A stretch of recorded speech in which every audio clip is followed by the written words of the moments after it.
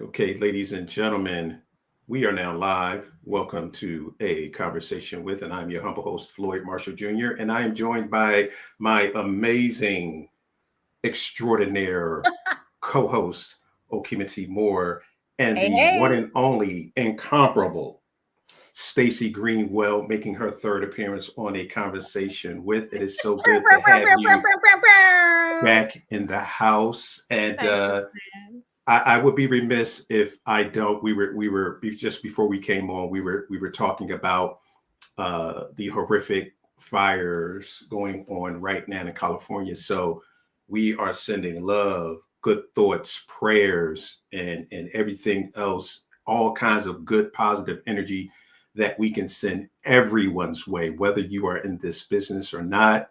As Okema was saying, it's all about the human and the human capital first. So Absolutely. we are sending prayers to everyone affected and out in California right now. But Yeah. again, Stacie, welcome to A Conversation with. It's been a while. This is your third time on the show, and you have been busy. Yes. Thank you, friend. Thank you for having me back. I'm happy to see both of you. Thank you so much. Yes, it's so nice to meet you. I'm definitely a fan. I love your work. And I love your energy. Like whenever I'm going to interview someone, I'm very big about kind of floating through their other interviews because I don't really like asking the same questions as everybody else because it's like, well, if you can go there and get it, why you going to come here? And you just are so refreshing. Like you're just you give me all the hey girl hey vibes, and it's so nice because pretension ain't there's no lack of pretension in our business. And so I love your energy. I love that you're so vocal about your faith and your like. It's just it's all fun, especially because a lot of your characters that are not comedic, and even some of them have comedic timing, but like are very like. So it's so nice to see. So it's so nice to see Stacie and then see all Stacie's characters. Like Absolutely. Well, I appreciate that. Yeah, Stacie's optimistic and bubbly and happy and faith filled, and I am able to infuse that in some of my characters, but sometimes I got some other hats I gotta wear, and it may not be as fun. No, it's fun for us. Oh, good. Even when it's the Stern Stacie, even when Stacie plays Stern characters or what, like, because the mean girl in Cross was my girl. Like, listen, you wasn't having none of it. I sure wasn't. She was so mean. I was like, oh my goodness, are people gonna hate me? I did think about that. I was like, oh my goodness, how is this gonna be perceived? And then, I thought about it and I said, you know what? I'm representing a real woman. There are people just like the one I portrayed. And I said, as long as I portray her honestly and authentically, I hope people will receive it. And so thank you for saying that. But there was nuance there. It's not like she wasn't just, you could tell that there was a reason.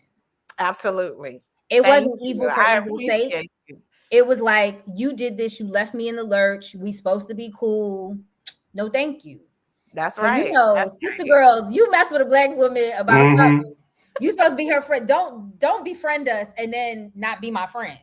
Exactly. And at the end of the day, everybody was on the same, we're on the same team. Mm-hmm. But look, I'm trying to, we still are a bit competitive, and I'm trying to do what I'm trying to do. And if somebody's in my way, I might have to have words with them. But the way that you all came together, I don't want to give too well. It's been out for a while, so y'all gonna get these. You know what I mean? Catch up, folks. Catch up. Right? If you ain't seen it yet, then maybe you need to go. Then that's your fault. It. That's a go get Prime. Go get Prime. Right. Go get Prime, or log into your sisters, cousins, uncles, whatever. We ain't trying to get away no secrets. When y'all came together, like once everybody realized, okay, wait a minute, it's us against everybody outside of us, including who we thought was one of us. Mm-hmm. Then we got to see her use her powers for good and not like use her evil for good, not evil. Right. But by the way, I always thought that I was using my powers for good. I never did anything. My character was always trying to do her best, and she thought she was right. And I respect the fact that this character, when she found out she may not be right, she got on the right track. You know what I mean? Now that's a true team player, you know? So But it's also, but you made her human. Because as humans, when we feel betrayed, it's not very easy, nor is it very common for us to just immediately be like, it's okay. Like, that's not how that works. Right. So the humanity, the vulnerability, the nuance, it all lived there. I definitely was like, ooh, every time you gave them a snap, I was like, Yeah. And you know what? Oftentimes we need a detective Shauna D. Lackner, and we don't even know it. Because the two gentlemen were very headstrong. They were both alpha males on steroids. So you needed a calming influence, but an alpha female as well. Because I think if you were a beta, they wouldn't have listened. But the fact that you stood on your business and they both respected the fact that you stood on your business, they said, okay, I might not like what she has to say, but I'm going to listen. So can you talk about the preparation that went into the character of Detective Shauna D. Lackner? Because I loved her. I didn't think you were evil. I thought you was, on point. Thank you, Floyd. I appreciate it. And I'll take it all because everybody has a different opinion, and I've been loved and hated and all of that. And it's all good, because that's the way it is in life. Everybody doesn't love what you do. And I mean, but I think at the end of the day, everybody respected and understood where this character was coming from. And I think the same is true for the characters on the show. They understand too. I'm out here trying to catch the bad guys just like them. And we're all doing our best. And as far as the preparation, I looked at cop shows, all those real life cop shows that they have 48 hours and all of those. And I looked at how cops talk to each other, how they solve the cases, and try to understand the person behind the badge. What were they like? And the little banter they had with each other, the teamwork, but then also maybe a little competition. Who's going to find it first? Who's going to, the way they talk to the suspects and things like that. So I studied that, and the first time they sent me the scenes, I didn't know much about the character. You couldn't tell. I definitely didn't know her whole arc and where she was going. And so it was pretty straightforward. And, I did my best, I would say, dramatic interpretation. And then they asked me, they said, can you add a little humor to the role? And I said, absolutely. I was happy to do that. And so I was really excited to be able to put that addition onto this character. You were definitely the comic relief for something so dark and kind of heavy at times. Your character definitely had those one-liners or those looks or those little that gave you some comic relief in the midst of all that was going on, because it's a busy show. And you got to pay attention because the clues live around you the clues live around you. Yeah. And so I love that your character was kind of like, sliced through some of that like heavy, especially when Cross is like is brooding on his thing, and doing his, and doing his genius thing that he does. And I love that his boy's always like, nah, right, don't mess with them. Let him do the thing. You gotta let him cook. You gotta let him percolate. That's right. That's right. Yeah, it was I love that about the character in the whole story, because like you said, we're talking about murder and just horrible things, and so it's nice to be able to laugh every now and again, even if you're all excited about the mystery and the crime. It's nice to laugh too. So I was happy to be able to bring that to the show. Yeah, and one of the things that I loved about the entire show and the cast, and especially the Black leading cast and the supporting Black cast, was the intelligence of the cast, because I love a good story, and the fact that they allowed you guys to be thinking characters, which is not often the case when it comes to Black shows. It is what it is. But the fact that they allowed you guys to be thinking characters and in-depth characters and 360-degree characters. So can you talk about that a little bit? You know, how did you guys, when you were doing your scenes, kind of get together with that, when you were the back and forth? Well, that's all in the script. You know, those were the characters that were created. They're smart and they're driven, and that's just what they were. And that comes from the showrunner, Ben Watkins, who is an amazing writer, and he's a smart guy who, you know, he knew how to pull it all together. And then also shout out to James Patterson, who wrote the character, you know, Alex Cross. I mean, he's a forensic psychologist and, you know, a top DC homicide detective. And so you can't be no slouch being that, you know, you have to be able to bring it. And so I love the fact that some of the new characters, like my character wasn't in the book, but I'm glad that they also let me be smart and let me, you know, help out and be a part of the team that was really, you know, solving the cases. So yeah, it's a blessing, because you're absolutely right. That's not always the case. And to piggyback off of that, Floyd, another thing that we don't see enough that I loved in the show, if I might say so myself, Please. is the relationship between Aldous and Isaiah's character. I love to see Black male friendship on screen, the way that they portrayed it. I thought it was just beautiful. And I was really, really just excited as a viewer, you know, to be able to see that. When they had fallen out and she had the kids and he had to go up, he's like, Emma F did it. He's like, you had me at Emma F. I was like, right. Exactly. And that's how it is sometimes, you know, with family, friends, you fight, but at the end of the day, you love each other. And but the thing about the other piece of that was really sweet was the guys were also very protective of the women. Like, he couldn't stand that sergeant, that captain, but he told her, like, he needed to tell her. But if anybody would have come to try to threaten her, it would have never happened. That's exactly y'all right. wasn't getting down, but he would have never let anything happen to you. Right. You know what I mean? That's and exactly even when right. old boy went to call out the lieutenant, I believe she's a lieutenant. And she and her whole situation and her being a traitor or whatever, he let her come. He still took care of her. Even with all and we don't often get to see our men as unprovoked protectors. Right. No, it's true. As non-reactive protectors. Because normally when we see men written into scripts, Black men, a lot of times they're protective on reactionary things. So true. It's not just existent. You're exactly right. That was really, really. I thought that was really, really awesome too. I agree. Shout out to Ben. Yes. I know the first time I saw the trailer was at Ebony Power 100. Well, I wrote this year's Ebony Power 100. What? That's amazing. Congratulations. How cool is that? And mind you, I had never written an award show before. Wow. Because God be God, girl. Come on. That's the truth. Amen.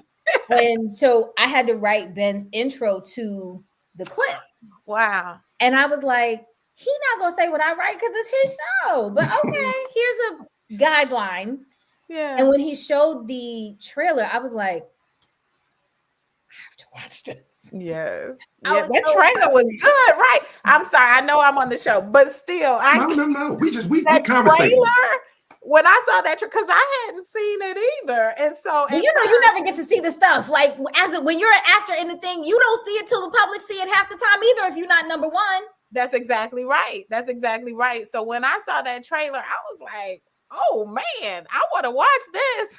Then I remembered, I'm like, "You're in it. You know a lot of the stuff that's happening." I was like, "Oh yeah, I guess I do," but. They just did such a nice job with that. They really did. It got the people pumped up and ready, right? It got us ready. Like I mean, Aldous, but enough said.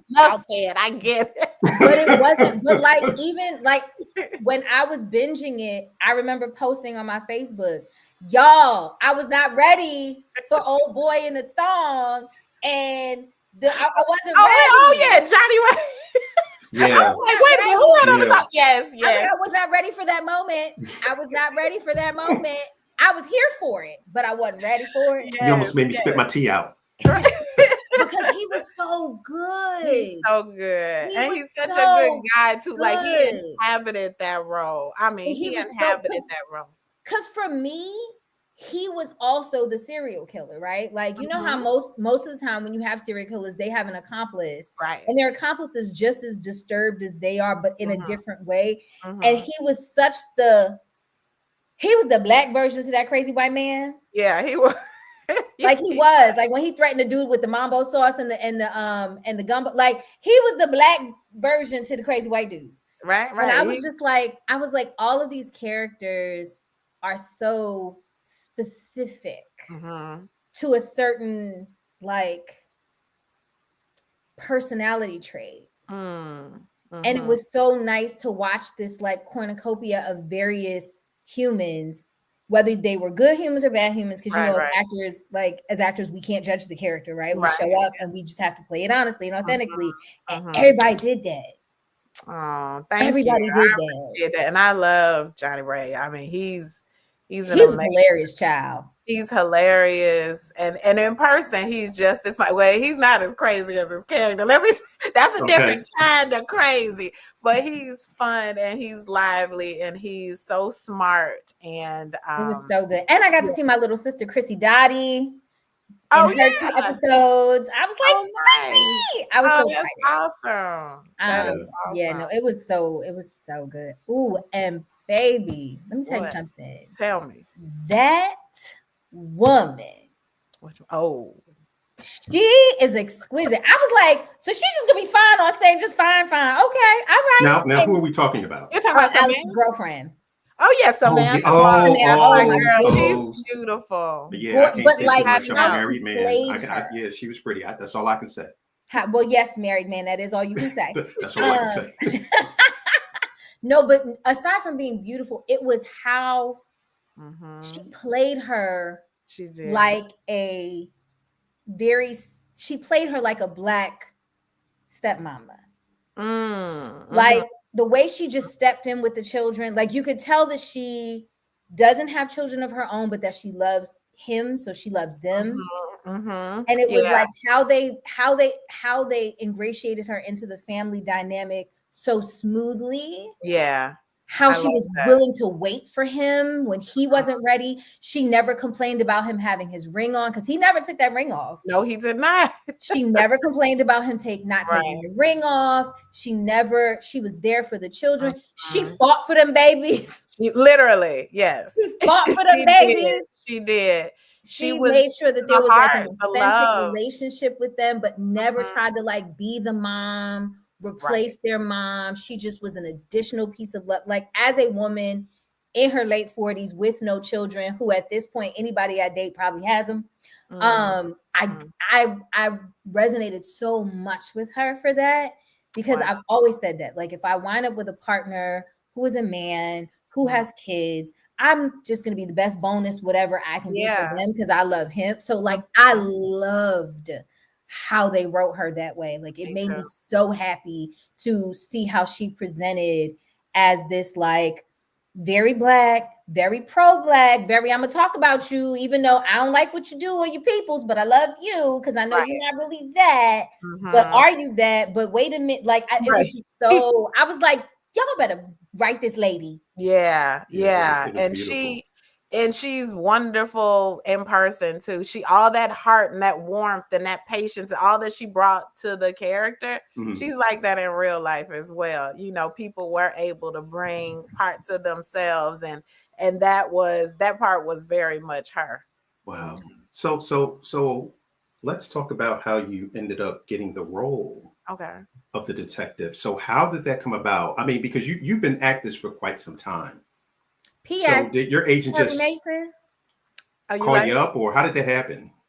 Thank I you. used to watch Perry Mason in this very house with my granny. The Yes. new Perry Mason is amazing. Oh, But girl, I was like, you're like, I know her.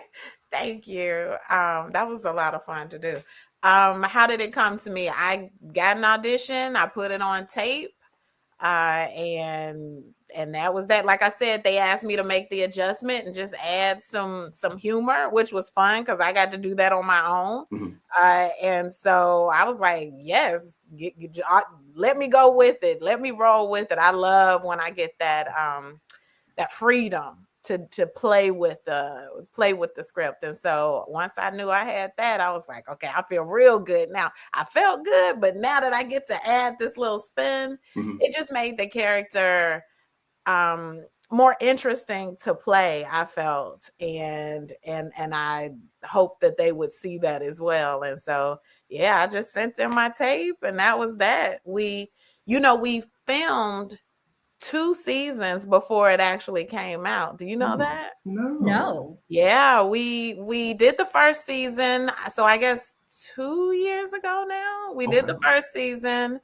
And right around the time that they were thinking about releasing it, we had all the strikes and what have you. And so a lot was going on. So they were like, oh, this isn't a good time to release. And so they pushed it. But because they liked it, and I guess it tested well. You guys got that second season order really early. Right, which is really cool because that second season, we already knew about the characters. We were able to delve in even deeper, and it was even more fun. And so, but I was dying for it to come out. I'm like, I can't wait for people to be able to see it. So I'm so excited that people were finally able to enjoy it. No, it looks so good. And then can you talk a little bit about the actor-director dynamic? One of my very good friends, Stacie Muhammad, directed 2 of the episodes. Love me some Stacie. Yes, love her. Yeah, no, Stacie's, and I've known Stacie for many, many years before she became like, big fancy Stacie. But she was fancy, but she was local fancy, and now she's international fancy. Right. Everybody knows her fancy now. Right. Yeah. And I mean, I was blessed to have her.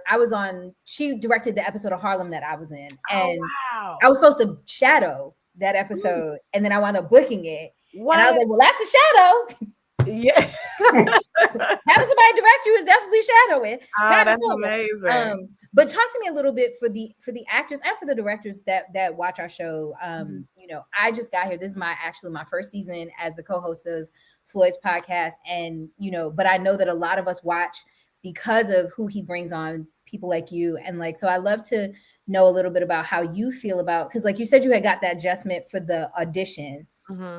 Sometimes you can get an audition adjustment, and if you're not careful, you make yourself think that's because you didn't do enough or you aren't enough, versus this is the business and people just want to see what they want to see.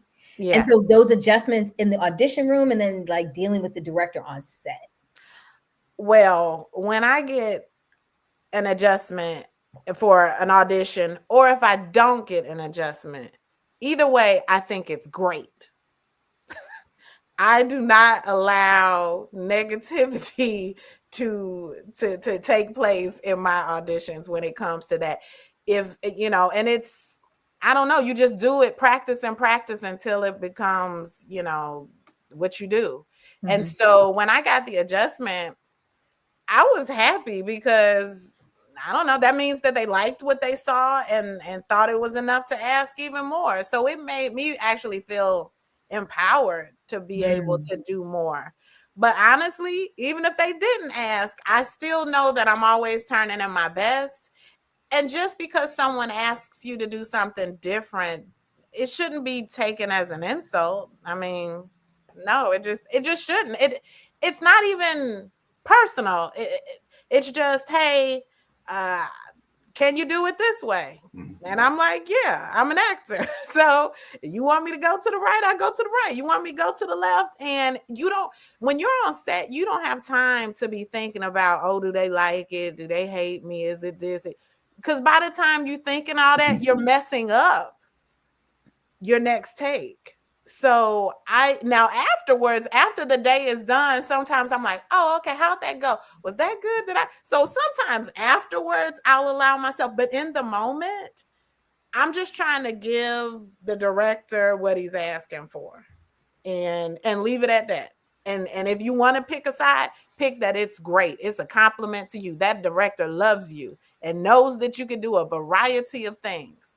And then afterwards, you can beat yourself up. No, I'm just kidding. No, I love that. But I mean, I completely agree. But I know that, you know, we get all kinds of viewers, and some people may not be at their most confident space. Sure. And so this is helpful for people to remember that, like, if I'm going to choose a side, the side that chooses, they love it. Because that's the most helpful. It's helpful for me to feel loved and safe and, you know, like somebody enjoys what I'm doing. That's way more helpful than doubting myself. So, and even when I was on set, when I first started out, I used to try to make myself small when I was on set. I used to try to stay out of the way. I wouldn't want to chit chat with people. I'd do my thing and kind of hide. And then I thought about it. I was like, why are you hiding? They picked you because they love your work, but also I have more to offer. I'm an actual person. And why not act like a person on set like I normally would?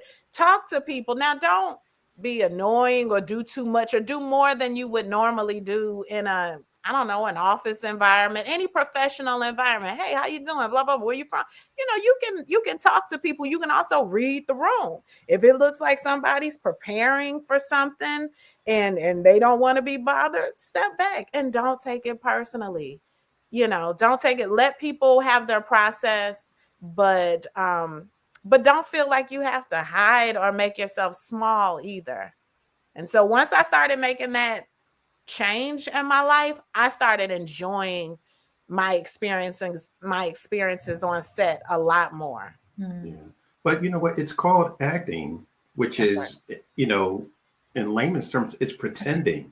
So it's not, though. What do you mean? You don't think it's pretending?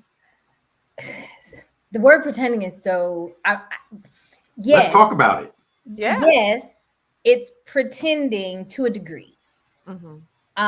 Because what she brought to her, just look at what you're doing in Cross, right? If she were pretending, then her being able to add the nuance of fun, bring the levity, give the nuance of like, I ain't talking to you now, but you are my brother, but I ain't talking to you. Like, that comes from an authenticity. So it is bringing truth and honest emotion to a fictitious situation. To an imaginary that is a very circumstance. Different thing than pretending. Okay, then so I take that back. I only so say you're bringing realism to an imaginary that, circumstance, right? And so that's why as an actor, I am not a fan, and even as a director, I am not a fan of the word pretending. Okay, because it then removes the reminder of this has to be authentic for me to give the audience what I need them to have. There's an authenticity here that doesn't come with pretend. Right. So that's just what that. So I'm just fickle about that word. Well, you know what? No, that's fine, because then we can use is it Meisner or is it Stanislavski being real in an imaginary situation? Who said that's that? what you're doing as an actor. Was that Meisner or Stanislavski? So. Okay. It's Meisner. Okay. So actually, they both say it in different ways, but they do both come from the idea of authenticity. But what I mean by that is this: going back to being able to make an adjustment and someone asking you to make an adjustment, you have to be flexible in that, and that's what I'm talking about. That, you know, it's you're creating, you know, an imaginary circumstance, and you're being real, but you have to have that imagination, and you have to be childlike, and you have to be able to say, okay, well, he or she as the director is saying we'll do it this way, and now they're sitting there. I'll give you an example. The other day I was watching the Luther Vandross documentary. If you have not seen it, it is absolutely amazing. Okay. Have a box of Kleenex next to you. It was amazing. But he was in a room with David Bowie. They were doing this song One America, I think. And they were singing, and Luther was off to the side. And it's a verse in the song that Luther added that David Bowie hadn't even thought about. So while they were singing, Luther was sitting over talking to one of the other singers, saying, well, what do you think about in America, and he did it a certain way, and David Bowie overheard him. Mm-hmm. And David Bowie said, you know what? Let's try that. And that's basically what we're talking about here. Yeah. David Bowie said, hey, let's go in that direction. I mean, I'm going this way, but that sounds great. That looks like it could be something. And that stayed in the song. So when you hear that song, when you hear that verse, that's something that Luther was just over there came up with. Yeah. Yeah. I think that's the beauty of what we do. We're collaborating. Okay. And so if a director is saying, try this, or, you know, or I'm doing different things, we're supposed to respect each other. I like when the director allows me to play. And if he asks or she asks something to me, I'm going to do the same. I'm going to do it my best. And so I've been in situations where I've doubted what the director is telling me to do, but I still do it the best that I can do it. Because at the end of the day, we are all putting this thing together. And I feel like it's my duty to respect the suggestion that's been made. Now it could be a discussion, it could be a little back and forth, but at the end of the day, if the director said, hey, try this, guess what? I'm going to try it, because when it's all said and done, you can slice it and put it together. Maybe you like it in post, maybe you don't, you know. And so you're trying to give a variety so that they have some stuff to work with. And you brought up Perry Mason. I have a story about that from Perry Mason. The second episode that I did with Chris Chalk, who is wonderful, we had something kind of secretive to discuss. And I knew it was going to be in like this club, like a nightclub bar situation. When I envisioned it in my mind, we were kind of going to be in a little corner discussing this private information, blah, blah, blah. Instead, when I showed up on set, it was this club with all these people and all this noise, and we're across the table from each other. And the director had me yell this information to him across the table. Now, mind you, because of TV, there was no music or anything playing. So I had to be like, hey, blah, blah, blah, real loud, no music. I felt like an idiot. I'm not even going to lie. I was like, thinking to myself, and this is an amazing director, but I was like, I don't know about this. This doesn't feel right. I feel stupid. I feel silly, but I did it. And I did it to the best of my ability. I respected what was being asked of me. And when I saw it, it was great. It was perfect. And not so much me. I mean, the way he set the scene, the way the music was going and all of that stuff. And the reason, and this is something that maybe I didn't know as an actor focusing just on my character, it made the whole episode better. Because the episode was so dark and so this and so that. When my scene came up and there's music and liveliness and blah, blah, blah, it made that scene pop. And it actually added a nice variety to the episode. That's something that's not even a part of my duties as an actor, to understand how it fits in the whole. And so I'm glad I allowed the director to direct me, because that's his job. And I'm glad that I listened, because it actually made the whole thing better. So yeah, but see, that's the thing. You also, like you said, you let the director, you did your job by following the directions you were given by your director. And the director did their job by thinking of the edit, not just the moment. Because like, as an actor, if you got to think about the edit too, you're not doing your job. That's exactly right. You know? Yeah. And so, and that's the whole thing, like being able to understand that, you know, and I'm quite sure that doing it quietly, had it been like a time thing where you could have done both, right? Like, or and that's fine too. But I love that note. I love that you remind actors, like, do what you're told, and then if you have an alternative and there's an opportunity within reason and respect, try it, but do what you're told. Yeah, I mean, and that doesn't mean you can't, you know, off the bat. Like, I've had directors say, hey, walk over there and blah blah blah, and I might say, immediately, well, oh, I think maybe I should try to walk over here because of X, Y, and Z. Conversations can always be had. So nothing's wrong with that. I don't have to wait till the last take to do what I want to do, but there should be some mutual respect there. So sometimes I'll say something and the director say, oh, I didn't think about it like that. She's right. Let's do this. Or sometimes they'll say, okay, well, let's try this first. And then, and so I'm like, cool, but I'm going to speak my piece respectfully and we're going to have a conversation about it to see how we want to proceed. Yeah, because you know what, if you're being real in that imaginary circumstance, if they're giving you direction and it doesn't feel right, it's not going to come across right on the screen. And I don't know how many times I've sat there and watched the movie and I'm saying to myself, that doesn't look right. It doesn't fit. It doesn't feel right because that's not something, look, we all know it's a movie, but you want it to be as realistic as possible, even if it's a fantasy or whatever, and when you're having a conversation with that director and he says, well, Stacie, I think you should go to the left. And you're saying, you know what, that's not something that Detective Lackner would do.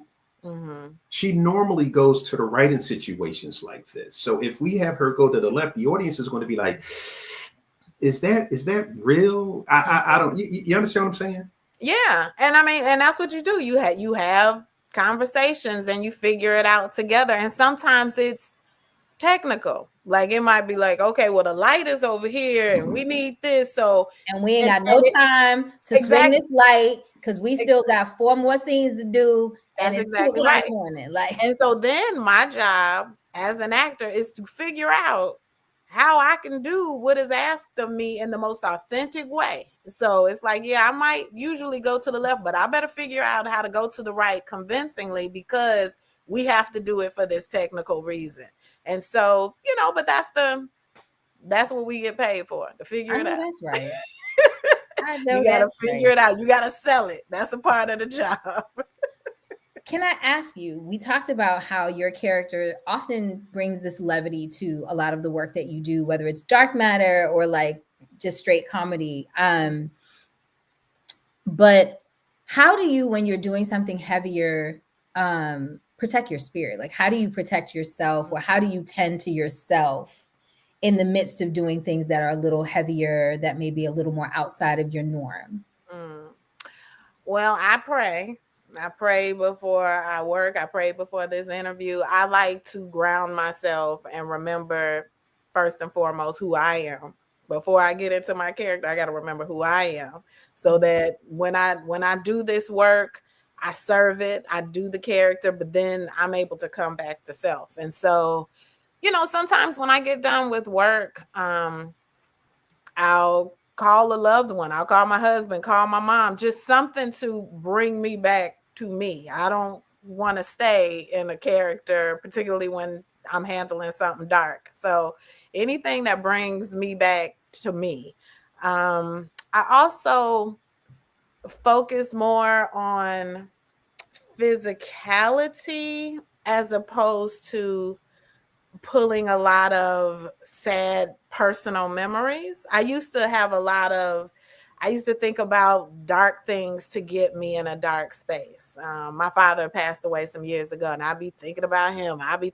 And I was miserable because I'm like, I don't want to be sad all the time and have to carry that home. And, because once they called cut, I'm still thinking about my father. I'm like, what am I supposed to do now? So I had to figure out a way to separate that and protect myself. So I will go into the imaginary scenario, but I don't pull from personal experiences the way I used to, because it was too much for me. So now what you just talked about, does that come as you gain more experience? Because a lot of newer actors will more than likely draw on emotions to get themselves to that emotion. So do you think that with you gaining more knowledge and more experience as an actress, it allows you to not have to do that? Well, I think you have to experiment and see what works for you.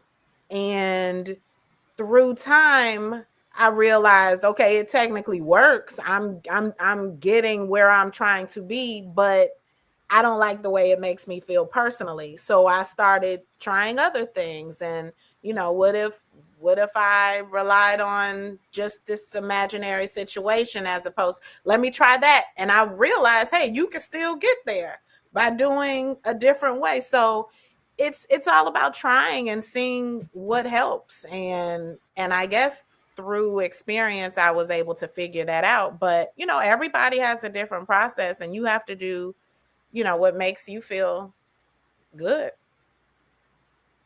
Yeah. No, process is definitely important. Tell me this. What have you not played yet that you would love to play? Is there anything? Yes, a romantic comedy. I love rom-coms. It's one of my favorite things to watch, and I've never done it, and that could be really cool. I was talking about feeling good. That's another thing I do. If I have a dark scene or something that I'm doing and the character's dealing with some bad stuff, I'll watch a rom-com when I get home, because nothing like a good love story to make you feel better. So I know that's right. And we just came out of Christmas season. There's so many. Oh my gosh, so many. I love a Christmas movie too. So yeah, any of that I think would be really fun to play. Okay. So let's go back to Alex Cross for a minute. Okay. Because we're talking about being in a dark space, and that entire series was basically a dark space for various reasons. Yeah. You're dealing with a serial killer. You're dealing with a grieving husband. Mm-hmm. You're dealing with, even though she turned out to be unhinged, the best friend who did what she did because of her loss. That's You're right. dealing with the son, dealing with the fact that although my father is here, he is not present. Mm-hmm. So with all of those dynamics, how were you able to navigate being on that set? Because there were a lot of, I don't even know if I'm going to call them, some of them were dark, but a lot of them were just heavy. Mm-hmm. So how were you guys able to navigate that? And the other characters, if you could talk about that, if you saw how they dealt with how they were playing their roles, how did you guys do that?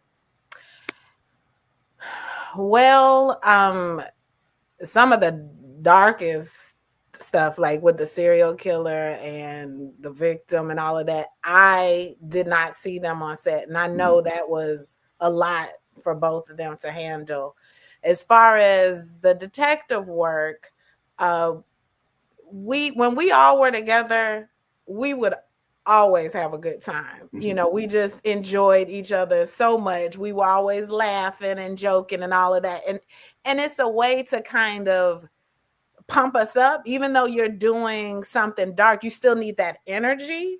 And so we were able to do the work and then kind of release and laugh. And then it's like, all right, gear up again, pull it together. So we were able to kind of go in and out just because, I don't know, we like each other and enjoyed, doing these things together. And everybody's so funny. So you couldn't be on set and not laugh, not during the scene, because we talk about some horrible stuff. But when they yelled cut, we could give each other a little joke and all of that to kind of just, I don't know, loosen you up and get you through, because we had some late nights and all of that stuff. And so you just needed a laugh every now and again. So we did that for each other. I love that. I love that. Talking about the pieces of ourselves. Come on, Miss Singer, Miss Esquire, Miss all the other things that we don't get to play around with all the time. Oh. How do you ensure that while you're not utilizing those things all the time in what you're doing, that if they're things that mean something to you, that you still kind of keep them? Like, that's a good question. Well, the Esquire part, I'm not practicing anymore. So if you're in trouble, please don't call me, because I can't help. Unless you play one on TV. Right, exactly. Give me a script and I'll show up. But otherwise, I got nothing for you. But I guess personally, it comes in handy because when I do get contracts and things like that, I am able to review them. I have caught some things a time or two that I'm like, wait a minute, hold up. So it helps to have that knowledge in dealing with business. And as far as singing, it's funny you say that because I was actually thinking about that myself maybe 2 years ago. I was like, I don't sing as much as I used to. I was like, I wish I had a role where I could sing on the TV show. Me too. Girl, but wait a minute. It happened. No, I saw it. Oh, you saw it? I saw it when you sang to it when he was caught in the car and you were saying, yes. When I tell you just a few weeks before I got the audition, it was like, oh, you know what? Because if I don't sing, I might lose it, if I'm not. And I would love to be able to merge the two things together. And so I got that audition weeks after, and I was like, wait a minute, hold up. Maybe it's coming too fast. I didn't mean, wait a minute, let me get myself together. Put it out there. Right, exactly. You put it out there. Once you pray for something, be ready to receive. That's right. It. And I was like, oh my goodness. So I did the audition and then I got it. And then I thought to myself, okay, I want to sing, but I never thought about singing while crying. That's a whole different thing that I had never done. And I was like, how do I pull this off and not sound a mess? But that's the whole thing. If you're singing, I mean, in real life, if you're singing in that kind of situation, you crying. Ain't nobody expecting you to be on a flat, on a high C. Like that's not exactly not it either. Right. Why she ain't hit that note right? That's some bull. No, exactly but it was such a beautiful scene. Oh, thank you. It was such a beautiful scene, and like, I had watched an interview that you had done where you said that you had wanted to sing and then it kind of came up and I was like, yeah, sometimes we call things to ourselves. So now we gonna now you guys have heard it here first on Conversation With. Y'all gotta find her a rom-com Christmas movie that she gets to sing in. Boom.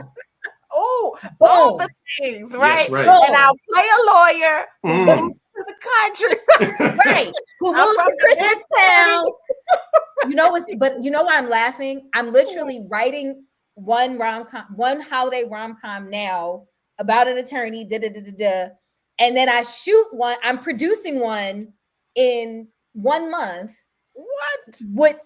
Funny enough, it's a young woman, it's an attorney who's trying to make partner and da. Like, it's so funny. Wow. But I'm writing one too. So when you get the call, don't act like you don't know me, Stacie. Right. I'm like, wait a minute. January 8th. We got tapes. Don't act like you don't know me, Stacie. We got proof. We got tapes. We got proof. Right. I love it. No, that beautiful amazing. Amazing. That's amazing. No, that's great. I think I love asking actors, like, what is the thing you haven't done that you want to do? Because there's so much, especially like, I mean, you have had such a plethora of different types of characters. So you've had that opportunity, but like some of our biggest stars, they play the same kind of, listen, the key word in typecast is cast. Right. There you go. I know that's right. Let's start there. Right.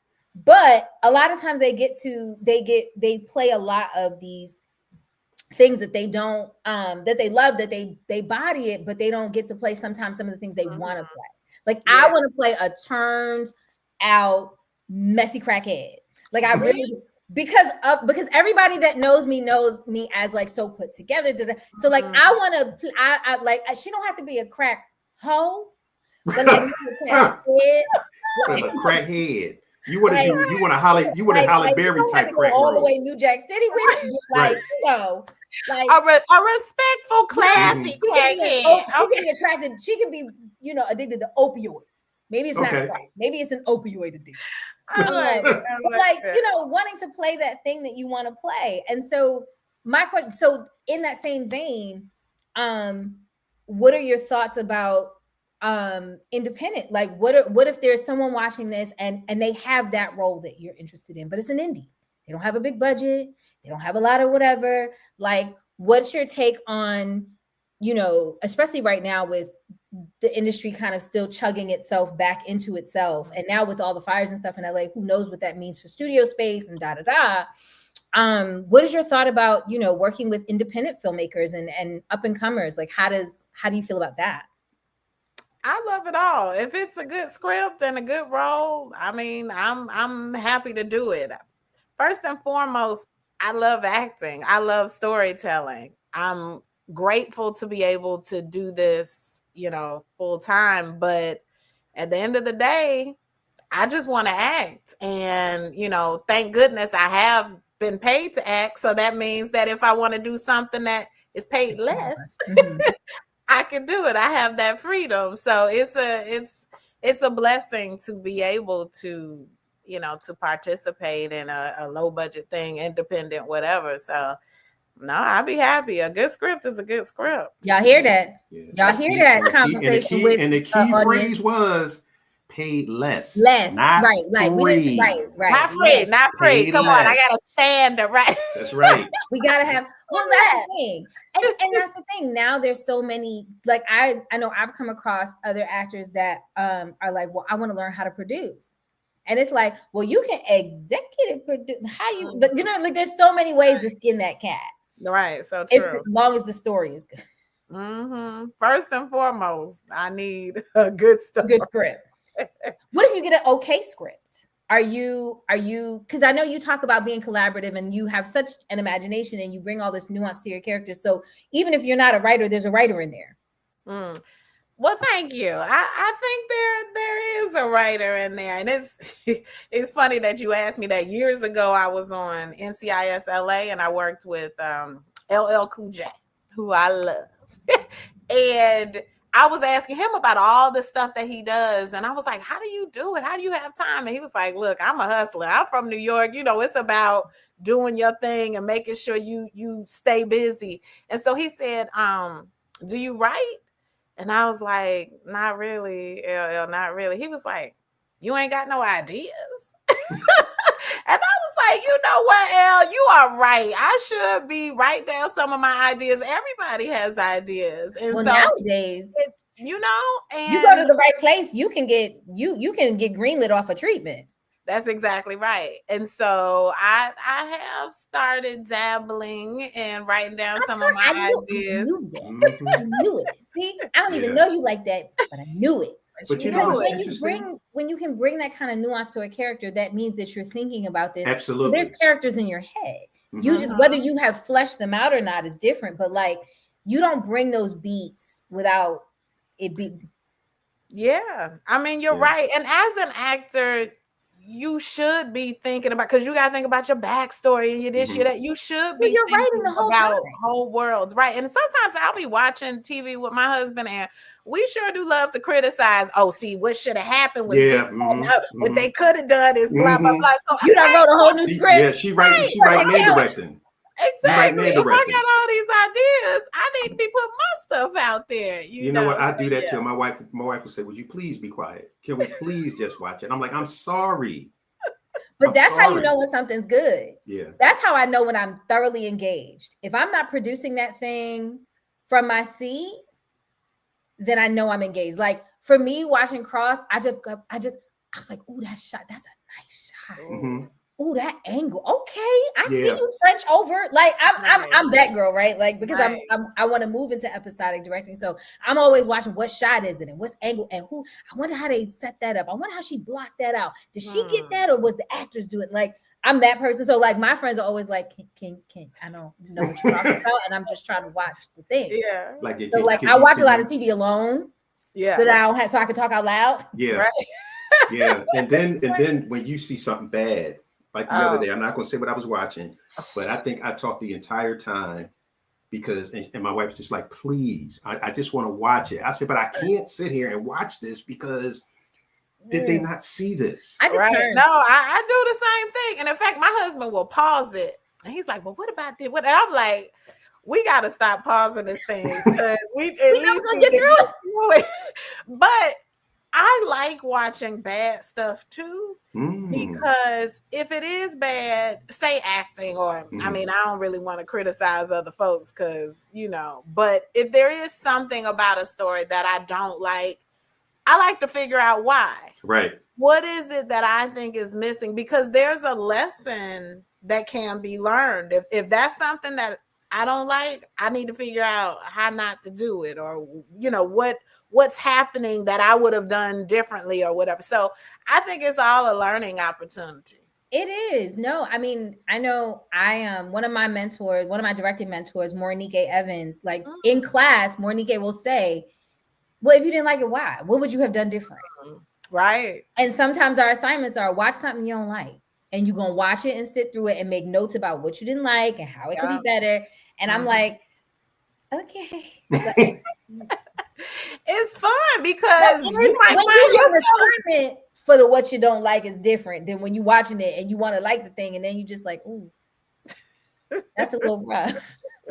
Yeah, it is. But some of my, I get lessons from it, so I'm like, I think I've gotten to the point where I kind of like it. I like watching stuff I don't like.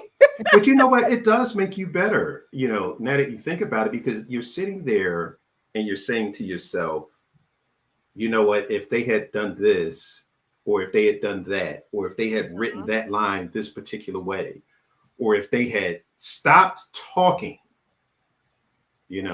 at that particular point, that scene would have been so much better. If they would have lit it this way. Why are you getting in the car? What are you doing? Yeah. And sometimes, and here's my no lamp in the room. Where's that light coming from? Right. But you know what, though? I've been doing this for 20 years. And it's always a progression.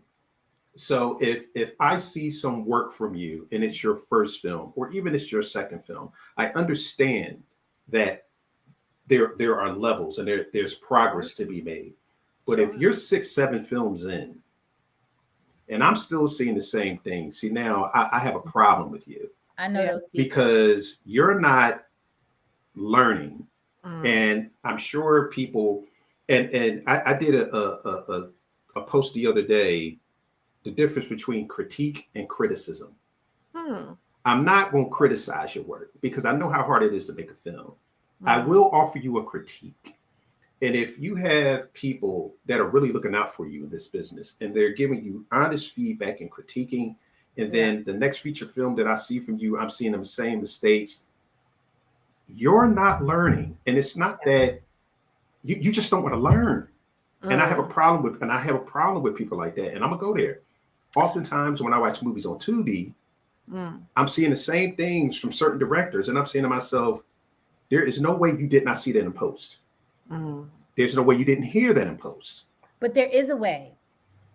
There is a way. Because everybody does not have the eye. Just because you got some funding from however you got your funding, and you can make something, doesn't mean that you have the intuitiveness to make something well.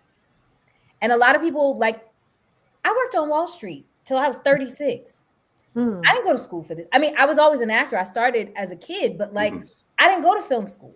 So most of what, like, I have certain, my early projects, ain't nobody gonna watch that. I'm not watching it no more. Like, I'm not putting it out there. Like, you know what I mean? So, but everybody doesn't have the eye just because they have the access. Right. So there are people where they just don't, your lens is different, Floyd. You just said 20 years in, what you're looking for and looking at is not what somebody who just wants to be famous, because there's a lot of people that make stuff that they just want to be, they making it for the red carpet. They're not making it for the movie theater. They're making it for the red carpet. They're making it for the ability to say, I'm a producer. I've literally had people tell me that. Wow. I've literally had, I was shooting something, a docuseries, and one of the people running the clubs that we were in shooting was like, yeah, I'm making this movie for Tubi. And I was like, oh, okay. He was like, yeah, I don't really care about the movie. I just, I want people to know I'm out here and I got my, and I was like, okay. It exists. Right. It exists. But then I have friends that have things that on Tubi that are great. Of course. Yeah. So like everybody doesn't have the eye. But the wonderful thing about what we do, about what you do, I or not, people are entertained. Like right now, it is a sad time in LA. It's heavy. So we are culture, we are education, we are distraction. Like, that's the beautiful thing about what you do. I can sit and choose what I like. I can look at your breadth of work and choose what I want to feel like. And I think that for me, that is something I admire about actors that do a breadth of work, because I can look and say, do I want to laugh today? Do I want suspense today? Do I want to be silly today? Do I want to mix the two? This time next year, I'm like, do I want to hear somebody sing and be in love? Like I know that's right. And so, listen, call those things as though they were, okay? Right. And so, like, I think that's what's awesome about our business. Like, you can, it really is like, how do I want to feel today? Well, I'm going to watch exactly. Well, to me, the beauty is that it's subjective. And so, honestly, there have been things that are very popular and people love, and maybe it's critically acclaimed. I don't know, but I personally didn't care for it. But guess what? That's me. And, Floyd, and, the things that you may have seen or may not have liked, somebody else did. So I got to respect that. And so when I'm looking at stuff and I'm like, ooh, I don't like that. Let me ask myself why. It's just for me so that I don't do it. But if they want to do it, God bless them. Here they are working on whatever project. So it must have worked for them. But for me, if I don't like it, the only thing I can do is either not watch it, not do it. But it's personal. No, the subjectivity of what we do makes it hard in some states, but it also makes it less stressful. Because if you realize that I am not everybody's cup of tea, but guess what? Somebody gonna drink, somebody gonna like coffee. You got that right. You got that right. Yeah. Well, this has been absolutely amazing. Okema, I'm going to leave the last question to you. What is your goal for your work for 2025? Interesting. I guess that's something I should have thought about.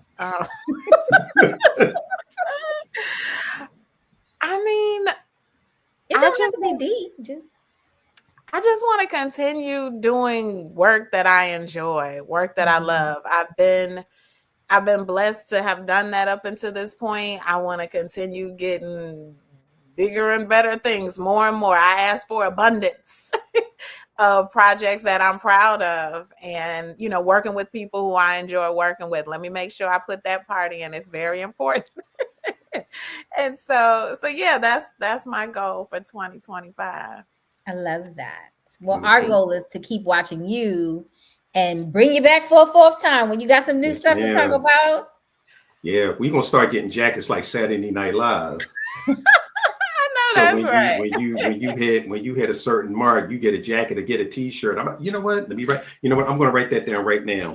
Yeah. That when you get to a certain show, you get a T-shirt. Maybe before I forget it.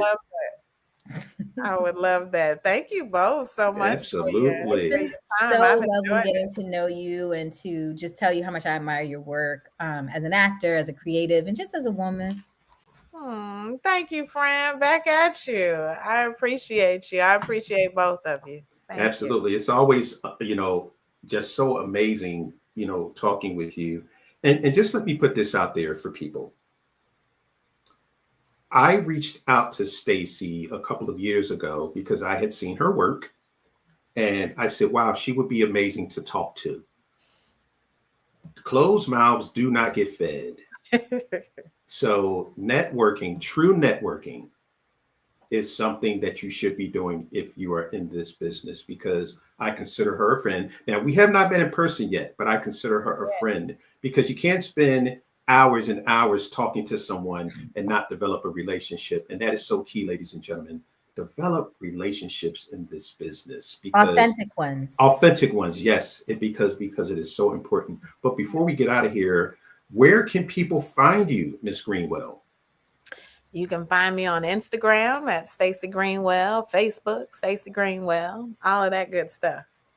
And I love it. And if you haven't watched Alex Cross, I really don't know what rock are you why you haven't, because it's an amazing series. It is so well written. It is so well done. And Detective Shauna D. Lackner will be knocking on your door asking you why you have not watched. That's Alex right. You don't Cross. Want that. You don't want me to have to come to the house. Not right. With a snack in her hand. You do not want Shauna knocking on your door. you know. So, Mm. but Wait, well, we again, can't get out of here please. without a photo because See, that's now, you something know, that I I don't recognize that, see. but I think that's because you're a guy. It's okay. I don't know how to do that. I got you. Everybody just look and smile because you know we need it. Ain't if we ain't take a picture, it ain't happen. That's right. 1, 2, 3. Got it. Now you're going to have to tell me how to do that I got you. because I am not technically savvy.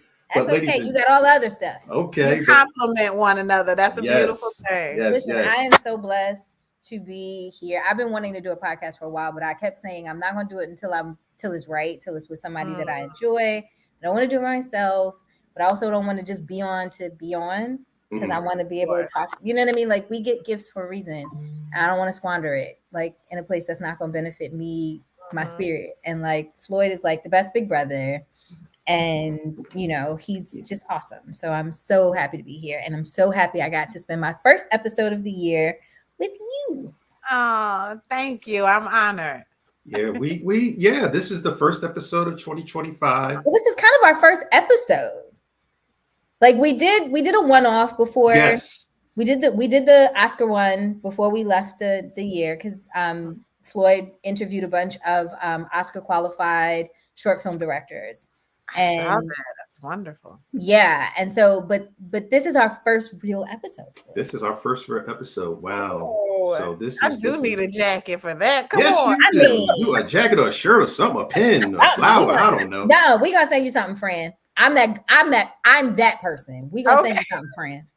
Yeah, see, you see that adding her as my co-host was just absolutely a no-brainer because you know what, and that is the beauty of a phenomenal collaboration and a phenomenal partnership. Because as good as you think you are, there is always someone that can add something to you. Absolutely. So now we're teaching, ladies and gentlemen. There's always someone that can add something to you that you otherwise might not have even thought about. The picture, for instance, I've been doing this for almost 3 years, 3.5 years. I ain't never took no daggone pictures of nobody. That's going to be a thing now, you know. So this is an amazing. Hey, you know what? I see. You know, you bring that touch. I got you, big bro. Which is so amazing. But ladies and gentlemen, thank you so much for joining myself, the amazing Okema T, the one and only Stacie Greenwell, on a Conversation with podcast. And if you enjoyed it, please share it with your friends. Tell them all about it because we are going to be bringing you some of the most amazing Black creatives, actresses, crew, directors, executive producers in Hollywood and in the independent film scene. And before we leave, Stacie, any parting words? Thank you. I appreciate you having me. I'm so happy. The conversation was wonderful as usual. The way it was just the flow. It was just a natural thing. It was really beautiful. I appreciate it. Thank you so much. Thank you so much. And ladies and gentlemen, again, on that note, thank you so much for joining myself, Okema T, Stacie Greenwell, on a Conversation with. And as always, love it like a hobby, but treat it like a business. Have a great, great night. Peace.